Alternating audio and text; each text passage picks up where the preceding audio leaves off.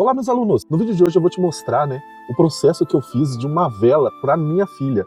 Ela queria fazer o aniversário do Kirby, que é da Nintendo. Espero que a Nintendo não me dê um processo, amém. E ela queria que tivesse, tudo a temática de Kirby. E eu decidi fazer, então, essa vela para ela personalizada, pra gente deixar ali como uma parte da decoração da festa. Na hora de recolher todos os arquivos, que eu gravei, acabei notando só agora que faltou algumas coisinhas ali que eu não encontrei depois, tá? Então, talvez vai faltar alguma coisinha ou outra ali que eu deixei de gravar, ou eu realmente não achei o arquivo, tá? Mas você vai conseguir aprender bem certinho tudo que eu fiz até chegar ali no finalzinho dela ali. A vela ficou bem legal, gostei do resultado final dela. E aproveitando também para lembrar que se você tem interesse em adquirir o nosso curso de Funko Pop Artesanal, o link tá na descrição, a gente tá com um desconto bem legal. Se você quiser saber mais, é só clicar no link que vai estar aí embaixo na descrição ou no comentário fixado. Um abraço e fui!